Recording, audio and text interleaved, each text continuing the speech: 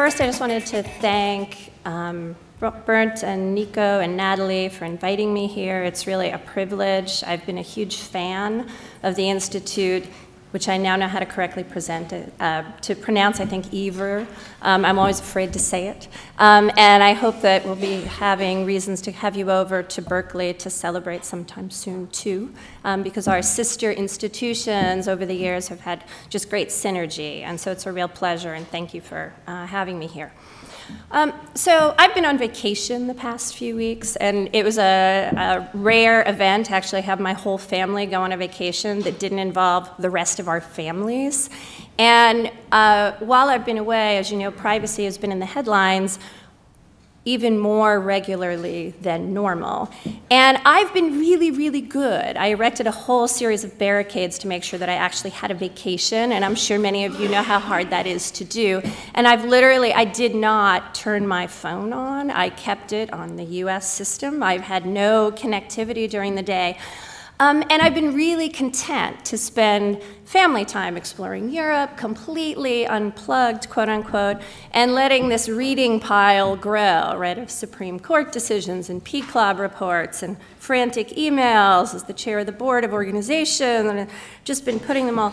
But somehow or other, when I opened my email, I believe it was on the 26th, I had this note from one of my former students at the School of Information, which is a school that is not full of wannabe lawyers, but as students that are coming from a range of disciplines. Some of them are quite technically astute, some of them come in with more liberal arts sorts of backgrounds, philosophy, and one of them said, hey, I really have a question about the ethics and legality of this human subjects research going on at Facebook, and pointing me to the now very famous paper, I think, entitled Experimental Evidence of Massive Scale Emotional Contagion in Social Networks. And somehow or other, that particular email and that particular paper broke down all the barricades I'd erected to protect my family time. And I'm not quite sure why it was, because there's been some other pressing issues, but I have some ideas.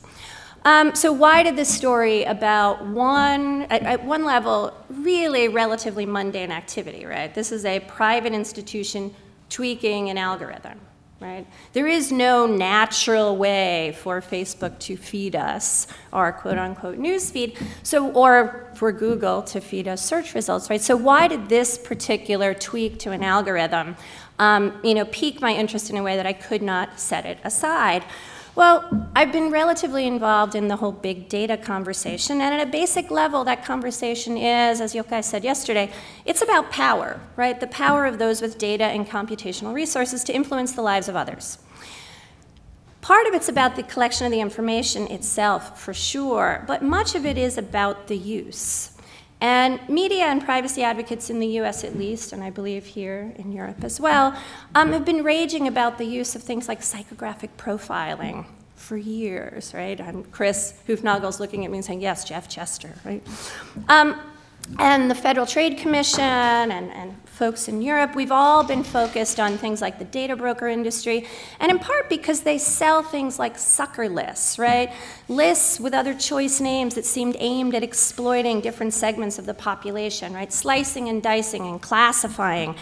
And the civil rights community has recently started to weigh in on the big data issue, raising concerns about kind of traditional discrimination in the way in which algorithms might raise new challenges to the actual avoidance and policing, right? Both if you want to do good, but also if you want to identify bad, that there are some new challenges.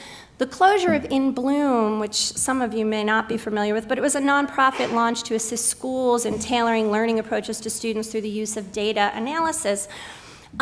Its demise relatively recently, kind of sacrificed, some would say, on the privacy altar, was at least in part because the public was terrified and offended by the idea that their kids would be research subjects for life, right? That even though that research was aimed at improving educational outcomes, there was some gut reaction to the idea that an environment, a context where there is supposed to be risk-taking, and there's supposed to be kind of the trying on of new ideas, and it was going to be kind of perfectly surveilled and tailored and nudged in ways that would produce certain sorts of outcomes. Now we all say, of course we want to learn about learning, right? Who wouldn't be for that? And of course, doing it requires us to study learners in their natural habitat, right? What could be better? Yet, for some reason, this hit a public nerve in a way that I think surprised many people in the educational community. And here comes a Facebook paper saying, hey, you are all our research subjects. Right? It's fair game for us to intentionally toy with your news feed to see what sort of impact it produces on not your return to our product, but your mental health. And you put mental health and non-consensual research by a company with access to oodles of data on individuals across nearly every country. And well, I think this takes the whole big data conversation to a whole new level. And I've been in multiple conversations, as I think many of you have been over the past 7 or so days, with regulators and legislators and different sorts of officials and within academia and within corporate circles. And people are all trying to make sense of why the public reaction is so strong, or the media storm is so strong, given that at some level we go back to this was a private company tweaking an algorithm. So it also meant for me reworking this talk. So hopefully you'll bear with me a little bit. Okay. So, whoops.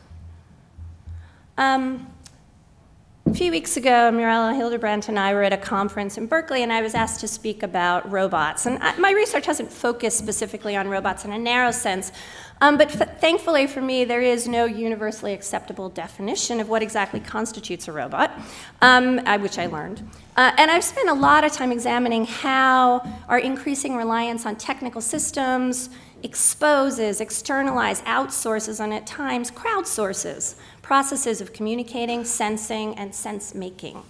And in doing so, presents a whole range of important challenges to concepts of privacy, right? The Internet of Things, networks of sensors, big data, computation, always-on connectivity. While we're not quite at the life depicted by Gary Steingart in Super Sad True Love Story or Dave Eggers' more recent The Circle, the reaction to the emotional contagion research conducted on Facebook, I think, provided for many an unsettling glimpse of how close we might be. But let's look back a little bit just to position this particular moment in time. And for me, I wanted to look back. This is a picture that is representational of a Computers, Freedom, and Privacy conference. How many of you have ever been to a Computers, Freedom, and Privacy? Some of you. Well, it was kind of the early wake-up convening of government officials, privacy advocates, civil libertarians, to try to sort through some of the implications of what was then kind of the early internet. And this is the conference from 2005. It was called the Panopticon. And Steve Mann, who many of you probably know, at least from his pictures, he was on stage discussing surveillance. And in particular, he was discussing his difficulty of coming across the border into the States from Canada. And while he was doing so, Jennifer Stoddard, who was later quoted by a reporter, I loved this, as an attendee from Quebec, but was in fact Canada's privacy commissioner, she basically said to him, you know, provincial law in Quebec prohibits photographing someone without his or her knowledge. Right? And so Steve Mann is like one of the first kind of cyborgs, right? He's got all this technology and he's recording everything. And Steve Mann replied with his tongue not in his cheek, right, that his various technical enhancements, these were assistive devices, right? He had a poor memory, just the same way you might don your glasses or your hearing aid. For him, this was a way to increase his senses to the level of a normal person, right? One might view this as kind of a clever ploy, but I have to tell you, my second reaction to Google Glass after saying, whoa, privacy issues, was that, damn, why didn't they have those when I was in DC walking the halls of Congress and unable to remember a single legislator's name? I was such a liability, right? I actually am one of those people with a really crummy memory, as Chris Hufnagel will attest.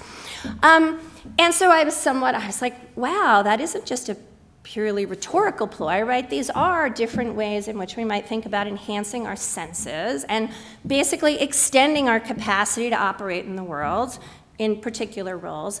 But his devices, as we know, and as he said, they were very political as well as personal, right? He claimed that his surveillance activities were an effort to level the playing field, to ensure he could corroborate his side of the story, could challenge the state or corporations. In effect, he could speak truth to power. He could bear witness to his own experience. He could dispute the quote-unquote permanent record that the government, Facebook, or anyone else might be collecting about him. He had his own data double. And we've seen the power of now ubiquitous cameras in every handheld device, both for good and bad, right? At times to mock and pick on the weak, but at others to challenge the powerful, including the state. Jennifer Stoddard, of course, was not alone, however, in her objection to these sorts of sensory enhancements, and we saw a whole suite of legislative protections. We saw requirements that little hand device-implanted cameras had 60 decibel clicks so that you could understand they were going out. We had the creation of laws, for example, in California that have this odd term of a constructive trespass. State laws all across the US restricting upskirt and downshirt photography. Reactions to these sorts of cameras have been quite strong. And we also, of course, have self-help. But while Steve Mann's kind of queerness, and I use that term because I think it's a powerful term, it's one he would use, was obvious to Stoddard, right? There were cues that allowed her to ask normative questions about his deployment of technology, right? It was obvious. Sometimes that's not the case, right? In the environments in which we're living, the technology, the fact that we are in a networked environment might not be quite so in our face. And this particular project was one that was put up to commemorate, ironically somewhat, the 4th anniversary of the free speech movement in October 2004 on the Berkeley campus. And it provided a 360-degree view of the activities at Sproul Plaza on the Berkeley campus, a location which has been traditionally used for political demonstrations and rallies. And this installation was implemented by using advanced networked robotic camera. It had a visual database and a mathematical model of socio-ocular behavior.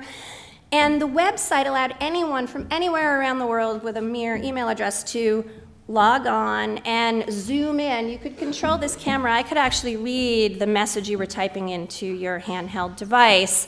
And get very close up and intimate to you without you knowing it. And I could snap up to 5 pictures a day and post them online and comment upon them. And you might imagine that the things that are happening on Sproul Plaza, it's a Berkeley campus, there are many people who don't believe in a lot of clothing, and they're lounging about, and all sorts of, this raised all sorts of concerns and questions about the privacy expectations of people in this, yes, really public space, right? That it basically changed the nature of publicness. Individuals, when we think about a public place, we think about actually being able to make some assessment about where we are and who's in it. And the introduction of this network technology destroyed people's ability to understand what that place was, right? They couldn't know their audience. Traditionally, when we think about being in a place, there's some understanding of mutuality. I understand that I'm seen, but I also am able to see those who see me, right? And the network cameras mean that I could be on the Berkeley Plaza, but also here in Amsterdam at the same time without actually understanding or comprehending the fact that I was in another space, that other people might be seeing me. It distorted some understanding of temporality, right? That this activity, which at one point was just ephemeral, became permanent, right? Now, not only could you see that I was in this space now, but you're able to recollect the fact that I'm in that space forever, which changes the meaning of being being present in a space, right? We have aggregation of bits over time, which create this portrait of persons, of their life, no longer this discrete ephemeral act.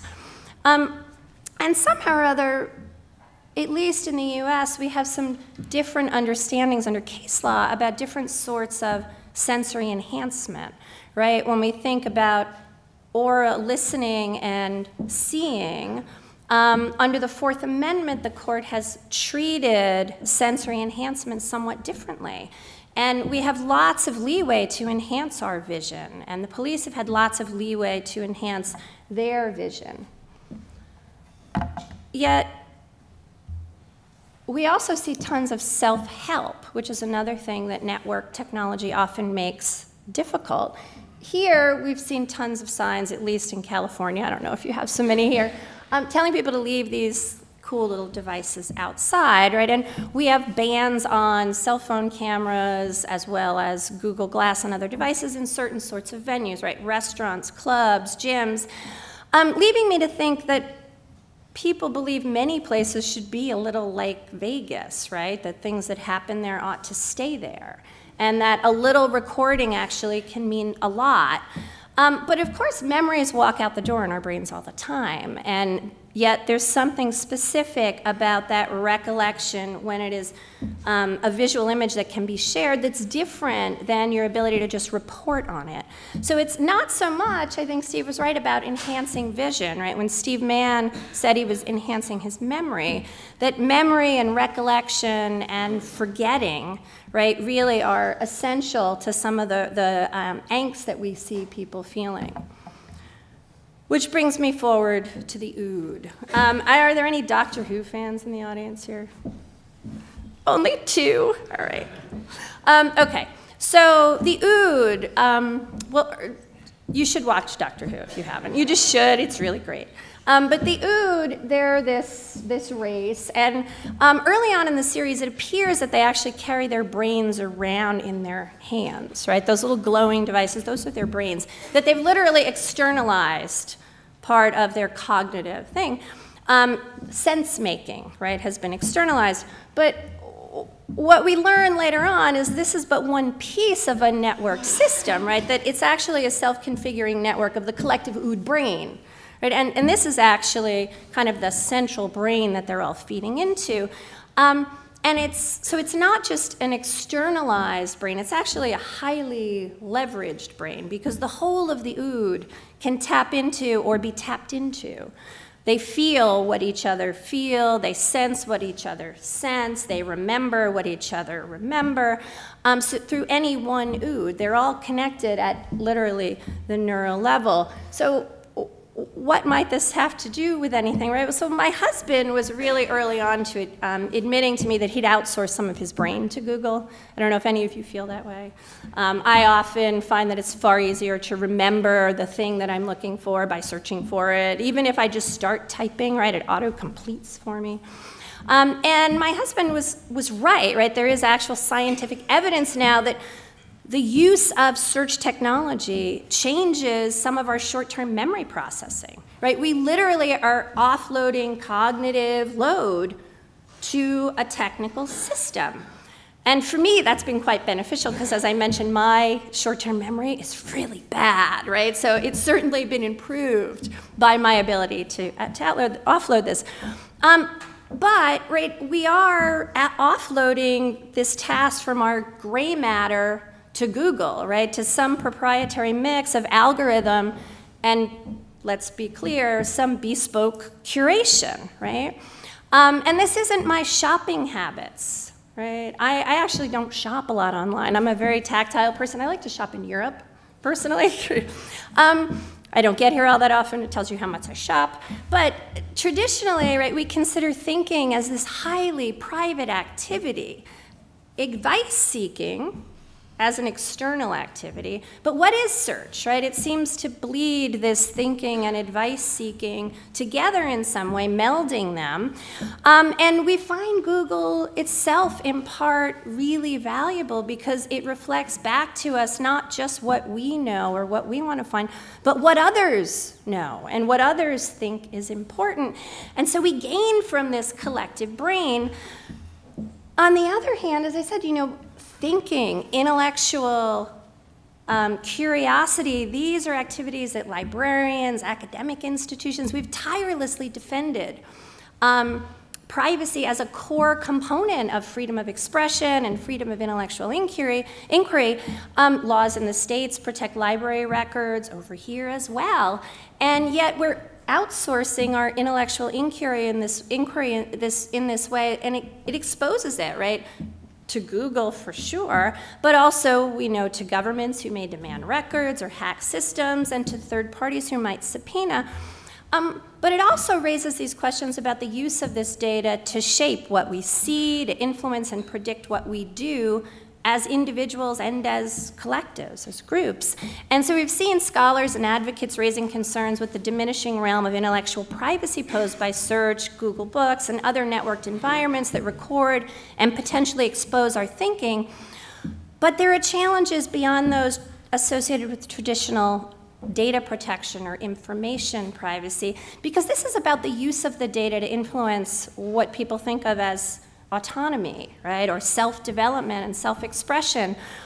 People have used terms of undue influence or unfairness or discrimination in the narrow sense, but it is about this activity of profiling and classifying, and the extent to which it might both limit life opportunities. We can harken back to Oscar Gandy's understanding of cumulative disadvantage, right? Concerns about how narrowcasting might basically recursively trap some people in less wanted areas of society.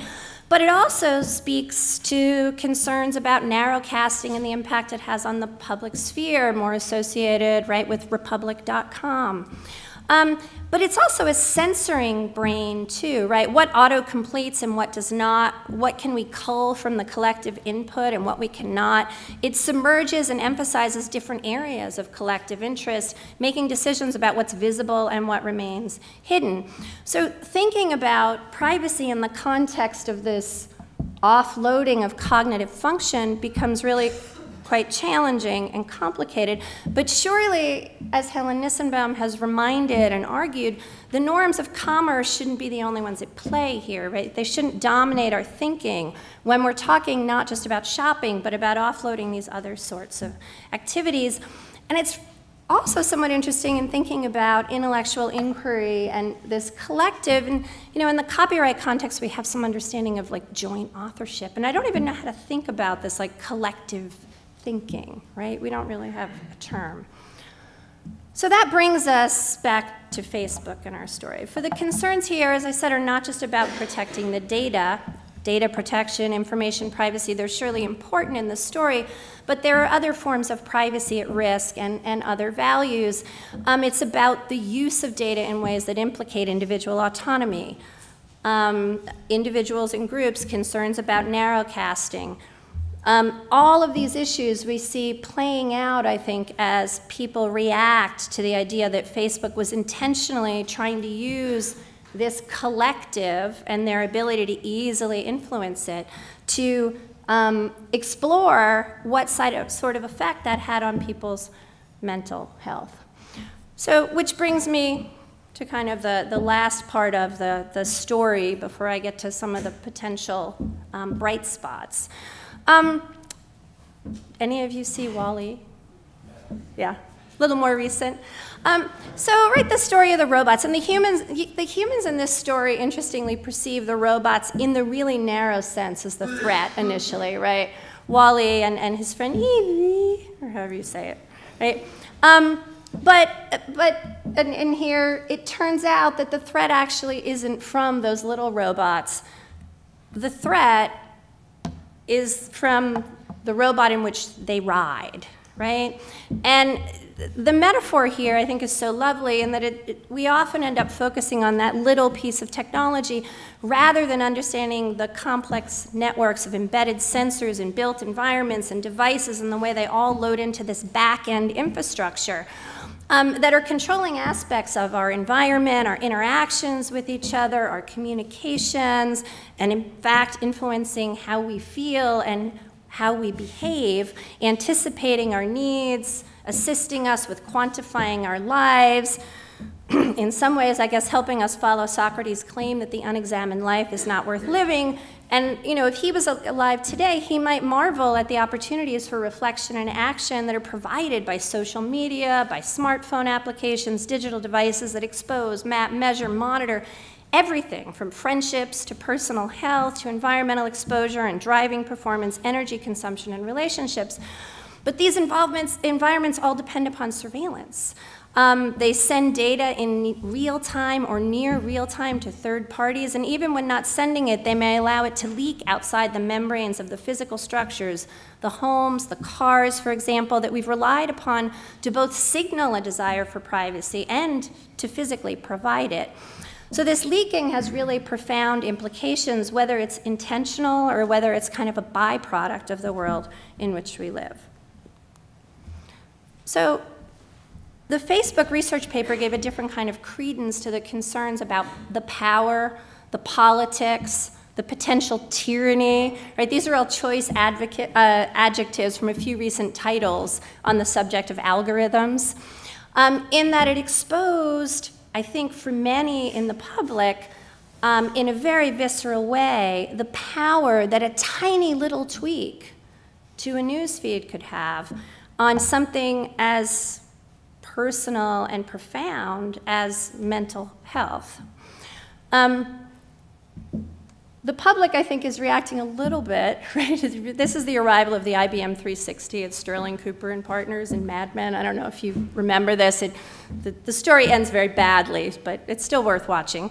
But I think that the Facebook paper served as a little bit of a wake-up call, revealing in a very stark and visceral way, right, this elephant in the room that's been kind of hiding in plain sight for the public, right? We may know that these algorithms are continuously curating, but I think for them, all of a sudden, the machine is visible in a way that it was here, and they're staring at it rather curiously and somewhat distrustfully, the way in which some of the employees in Sterling Cooper were. And I think this is, right, raises the question of what to do. And I think that there are some, right, who feel like they should take the printer, or in this, right, take the machine out and basically bludgeon it with a bat. But I think most of us are a little bit more delicate and sensitive, and we enjoy our technology, and so we're going to be looking for different sorts of solutions. Ooh, and apparently that slide isn't going to work. Ah, no, it is. Good. And yeah, two different machines, sorry. And many have called for greater transparency, right? That the answer to the tyranny of the algorithm, the answer to the politics of the algorithm, to the power of the algorithm, is to make its operations more transparent. And that sounds, right, data protection law has a long history of calling for transparency. The idea that there should be no secret systems is a core concept of information data protection law universally. And it certainly has great appeal. However, what form does transparency take when we're talking about algorithms? And I have been somewhat puzzled as I sit around rooms and people talk about code disclosure.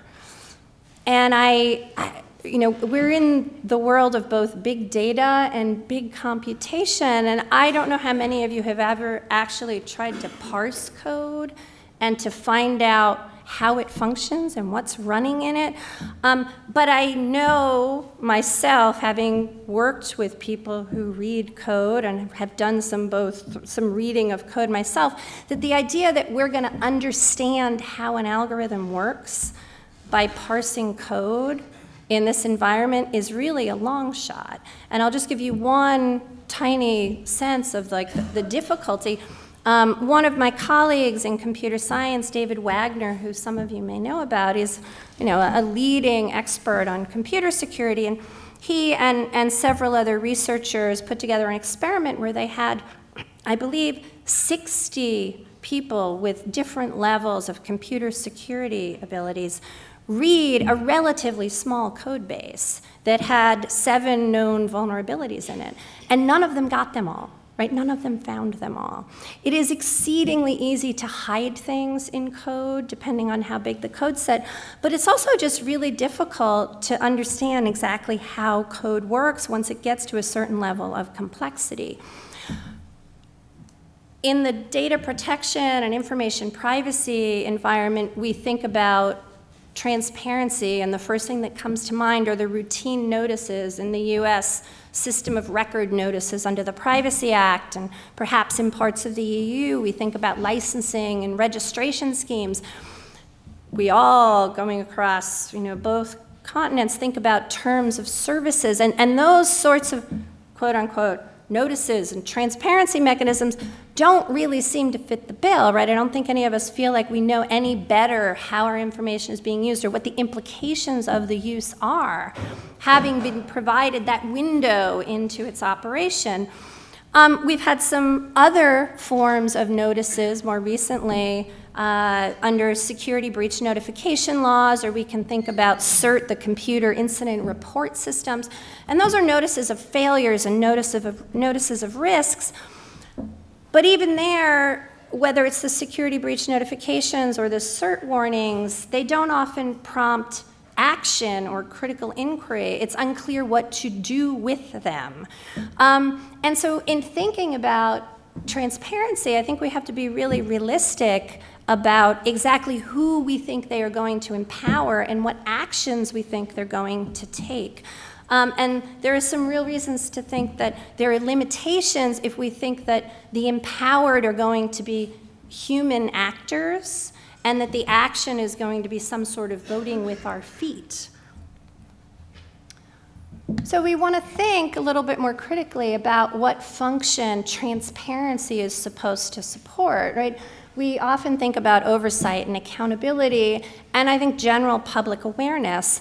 And I would say that, at least with respect to big data and computation, code disclosure isn't particularly likely to serve those means. And so pulling from other research that I've been involved with on voting machines, or a tiny little area of the use of technology in democratic countries, some non-democratic too, but in the US, and it raised enormous challenges as they integrated this technology into systems, and thinking about how we built in systems of oversight and accountability required thinking not just about what oversight and accountability humans could engage in, but how we leveraged other pieces of the technical system, both going in and coming out, to police the functions of the important parts of the recordation of votes, right? So thinking about ways in which we build technical systems that on the front end limit the ability of things to go wrong, and in the back end use what we think about in the context of voting as device-independent, system-independent, technical systems of audit are really, really important. So one thing that I think is important for the future is thinking more deeply and critically about how we leverage technology to police technology, to help us harden accountability and oversight mechanisms. Second, since the beginning of information privacy as a subject of regulation, privacy professionals, both inside the government and inside corporations, have played an important role in shaping the environment.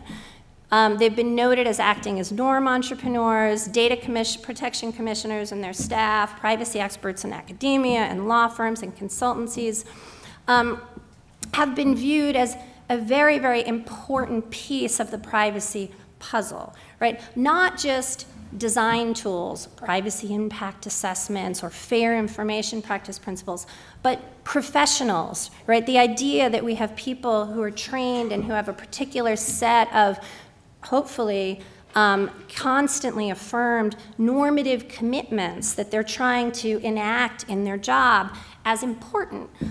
When we think about trying to build out privacy or other sorts of ethical commitments, right? If we think about commitments to fairness, I think we need to be thinking much more about these professionals who are now not just sitting in regulatory agencies, but are actually positioned deeply inside firms, and how we might leverage them as a source of privacy protection in this increasingly networked and data-intensive environment. So this brings me to just some final thoughts on how the regulatory structure might relate to those experts.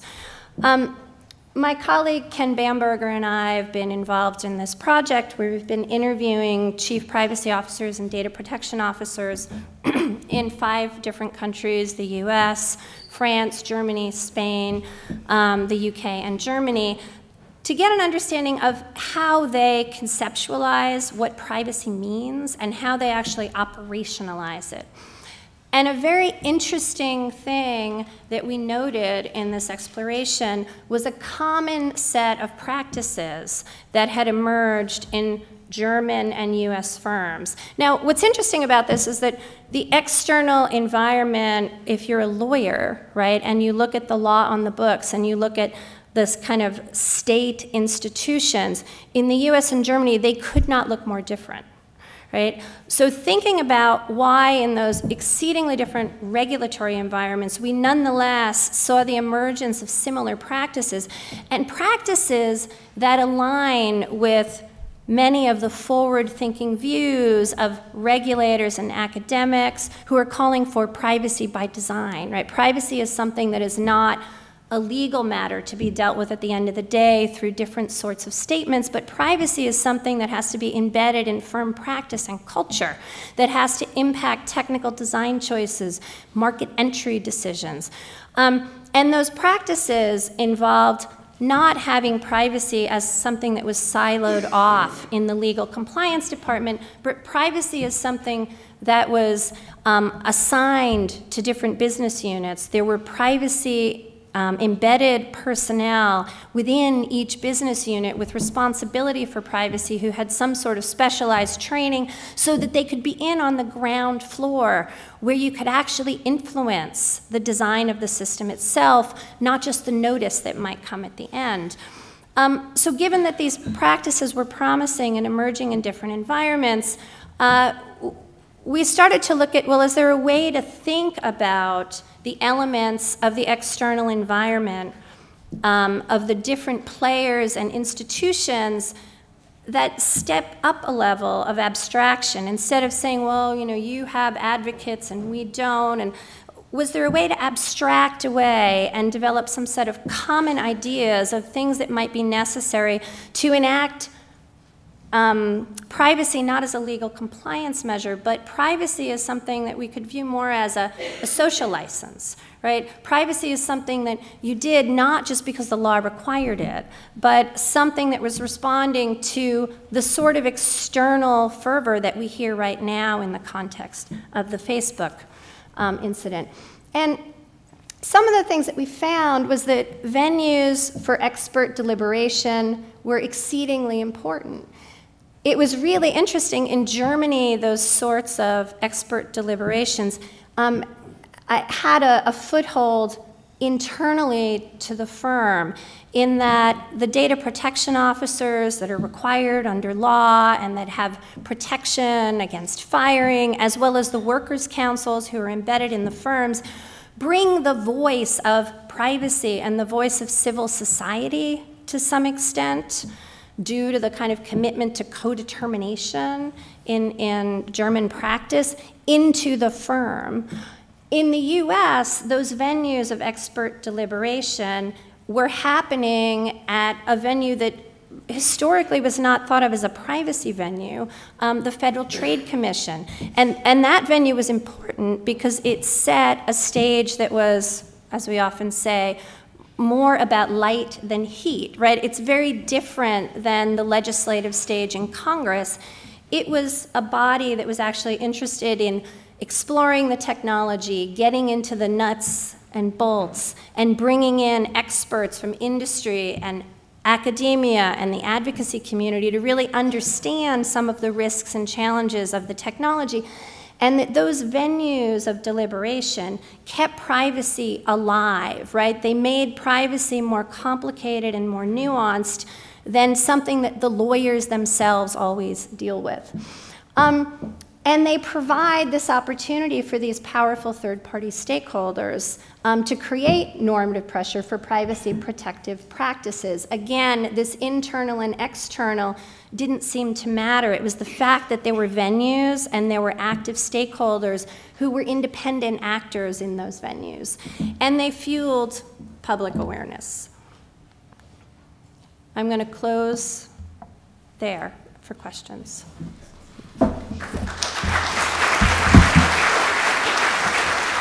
Mireille Heerbrand, Radboud University Nijmegen.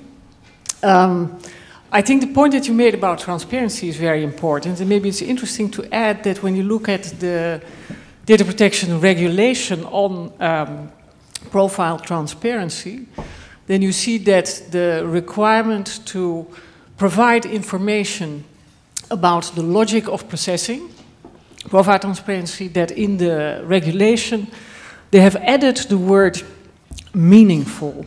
And that is very interesting. There is a, I think it's Article 35 of the German Data Protection Act that has actually in detail explained and provides a legal obligation to show how different factors have been weighted in a decision based on profiling. And the interesting thing is that the law here requires the data controller to know what the system is doing. So it's sort of via a back way forcing the data controller to determine the purpose and to be able to explain in a meaningful way what happens. Yeah. So I've read much of your work, which I've really enjoyed, and have obviously been paying close attention to what is in the directive and thinking about how it might influence particularly transparency with respect to profiling. And it is, I think it is really challenging to claim that you know, right, exactly how an algorithm's going to interact with a given data set. And as I think you're well aware, many of these algorithms are learning algorithms, right, that they are changing in real time on the fly. And when I think about trying to tell people exactly what happens, and we had a recent ruling in the US about the no-fly list, right, that people have a right to understand at least what sort of things are getting them on or off, might get them off that list. And it's very compelling, right? Yet at the same time, I think we have to understand that there are going to be limits to our ability to explain exactly what is happening. And I think this is, in some ways, right, I think code makes it easier to review than leaving it purely in people's heads, right? I mean, obviously there's a lot of processing that happens that is very inscrutable. And in many ways, forcing people to actually, an algorithm, I can actually tell you how things are being weighted and how they were balanced and the output of the algorithm and how it changes if I shift some of those weights. My sense is the extent to which that's going to provide individuals in the public an actual understanding of how that algorithm works is still, I think it's just a heavy lift. I mean,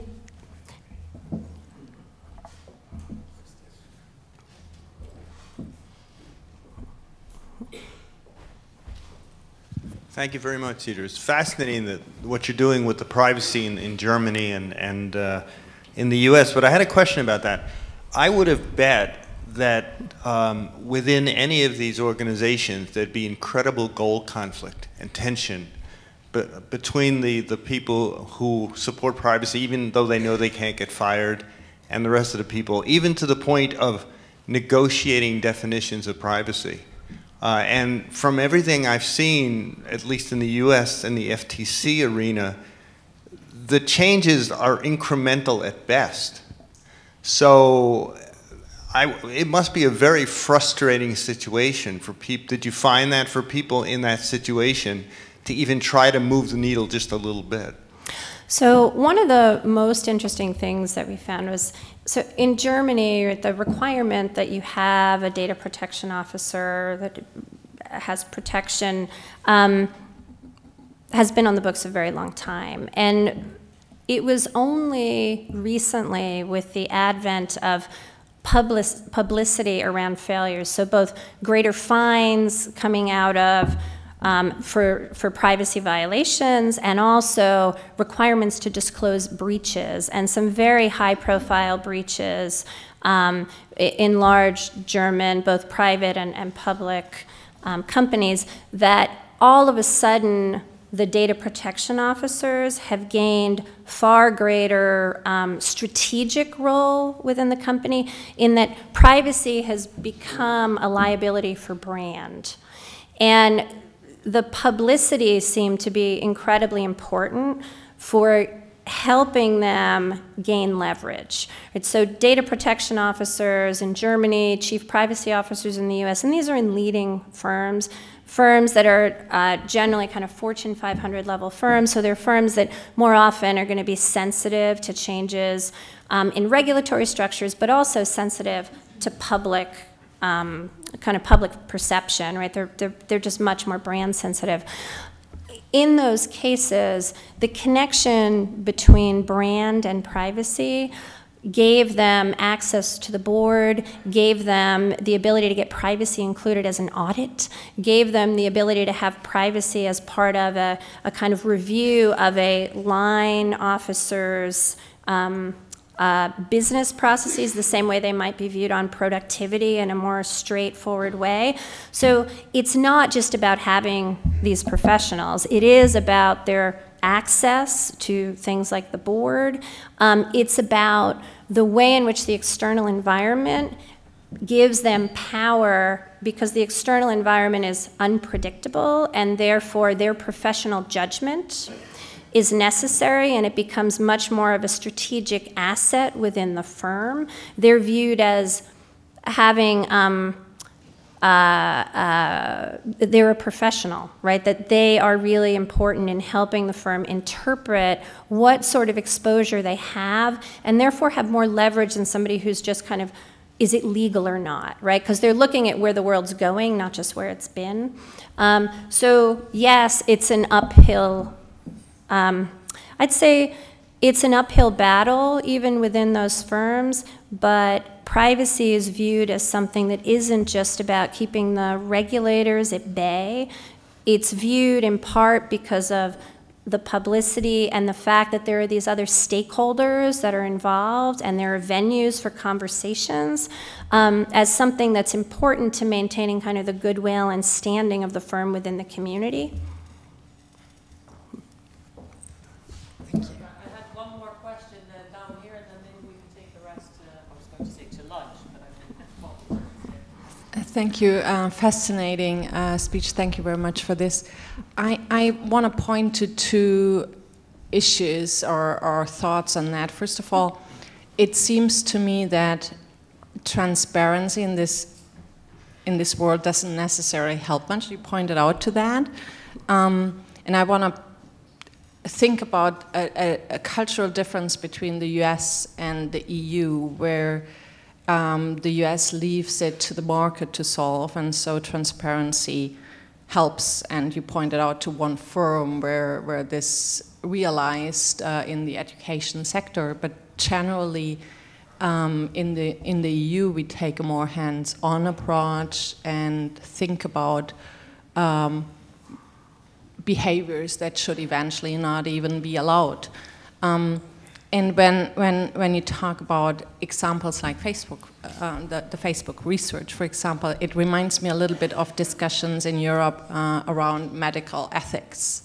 So the ethical point here and what should be prohibited and what should be allowed seems to be much more like an analogy to me than privacy officers in firms that have some influence.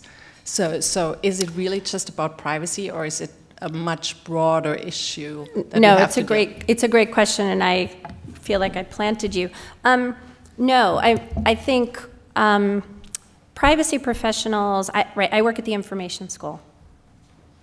Privacy professionals and chief information security officers, chief privacy officers, data protection officers, chief information security officers, they're kind of the first toeholds, I think, in corporate structures that reflect the need for these kind of external mandates, right? That security, like privacy, it's a collective good, right? That your security decisions often have spillover effects for other people, right? And in a networked environment, there's a little bit of a weakest link problem. And privacy has many of those same kind of collective goods properties.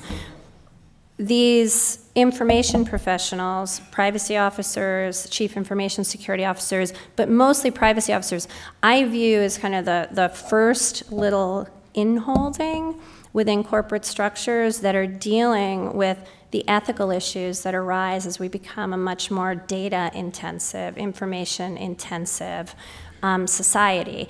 And if you go to any of those firms and you talk, like, who's dealing at Facebook with this issue? It's Erin Egan, right? She's the chief privacy officer. She's the person who's dealing with this issue. If you go to, my guess is, firms in Germany, if they have similar concerns arising around the ethics of algorithm, the professional who's pulled in to deal with this is the data protection officer. And why is that? Well, many of the issues around the ethics of algorithms, to the extent that they're dealing with autonomy interests, right? Autonomy, privacy, they're like this, right? Autonomy is one expression of privacy. Privacy is necessary, we think, to protect individual autonomy. So while I don't, if I was kind of building from scratch, would I say, oh, let's build a data protection officer or a chief privacy officer to deal with all of the legal and ethical issues arising from the information society? Not necessarily. But I believe that they are the little camp within corporate structures that are going to be dealing with these issues, and I think that they're going to be developing different sorts of expertise and facility, and the big data conversation is very much building that bridge between privacy and kind of broader ethical issues about the way in which we classify and profile and alter environments. So I think it's a reality that they're the ones on the ground, and they're the people who are going to be dealing with these issues.